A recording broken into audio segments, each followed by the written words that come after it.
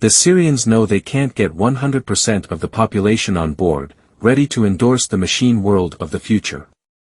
With very little research, it's easy to see where the future is leading us if we follow the flow and let ourselves be pulled through our nose rings. Billions of dollars is invested in nanotechnology, because those in the know understand that those in charge of the nano world are in charge of the universe, both the 4% and the 96%. It is very interesting to sit back and watch one invention after another popping up, seemingly from nowhere, and all at once, almost. Great breakthroughs are happening in different technological fields. It just to be that one big invention or breakthrough happened per decade or something of the sort, but now it's such a common thing that people don't even reflect over it anymore. It's become overwhelming for the everyday citizen to catch up with all the new technology, so it's just become widely accepted that technology moves forward in a rapid speed. In fact, most of these technologies are nothing new. They have been put on hold for a long time to be released when time is right. And the plan has been to release as much as possible at the same time, so people won't bother with where it comes from, they simply don't have time. So, from one day to another, we find ourselves living in a high-tech reality of which we understand relatively little. Unless we are technology nerds to the extreme, we may feel pretty lost in all the tech that is thrown at us. There is now a solution for everything, and you no longer need to think, some machine's doing that for you. And this is exactly how it's planned to be. Before we know it, we are dependent upon machines for our survival, and few are even questioning it. New and exciting technology is brilliantly presented to our youth to an affordable price, and the parents provide them with what they need, because the older generation, who's been busy working day and night for a living, multitasking and wearing themselves out before their time, want to make sure their kids are fit for the new world. They want their children to understand what they themselves don't, to ensure a good future for the younger generation. So, they have already brought us into the machine world, and the transition has been quick and smooth, because they know how the human mind works. After all, they were the ones who helped to create it. So far, biological beings are still needed to do many of the tasks businesses require from their workers, but this will change too in the future. What the Syrians want to do, foremost, is to create so-called super soldiers, totally one with machine technology, and fearless. We will see how medicine will merge with machine technology as well when soldiers get wounded in war, and new, mechanical body parts are waiting for them to replace the old, destroyed ones. In the future, if we continue choosing this particular timeline, it won't matter which body part gets blown off, there's always a replacement. We have already started seeing this with soldiers coming home from war after have lost a leg, an arm, a foot, a hand, or whatever it may be.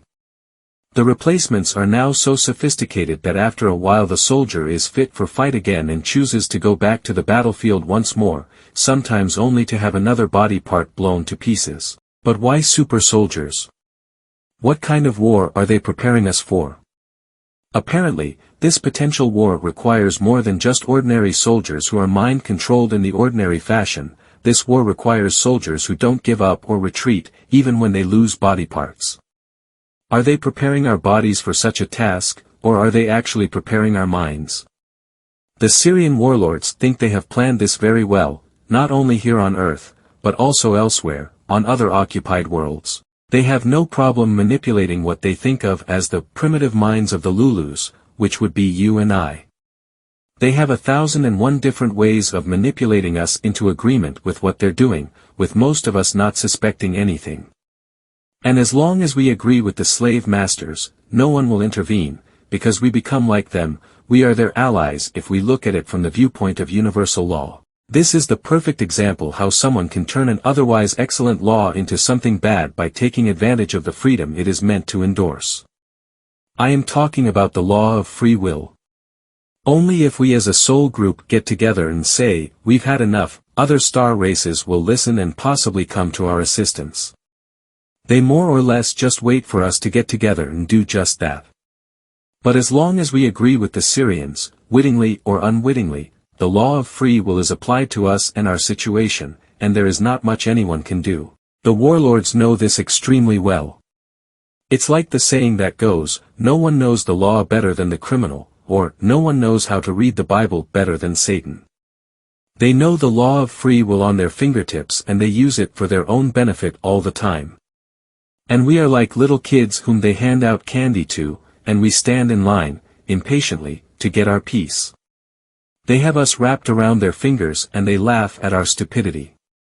In the end, when we are trained enough and ready to go, we will once again be their foot soldiers, but this time in a much bigger war, the one against their archenemy, the divine feminine, and the star races who defend her. So this is most likely what they are preparing us for. They are far from there yet, however. It will not happen now and probably not in 100 years, but it will happen. They are mobilizing their forces and getting them ready for a war that hasn't been seen in this sector of the universe in a very long time, if ever before. Not only do they have 7 billion potential souls in their space army, counting the current civilization, but they also have their old colonies and more recent occupied and manipulated worlds at their convenience. But the divine feminine is strong. How can they win a war of that magnitude? Well, they can't do it only with numbers. They are also, as we know, vampires. They have already gathered a lot of Ka energy from the feminine fire that was inserted in mankind once upon a time, and they believe they have grown very strong and are possibly pretty close to attempting a first attack. After all, if a few million people die in a first try, so what? Losses like that don't bother the Syrians.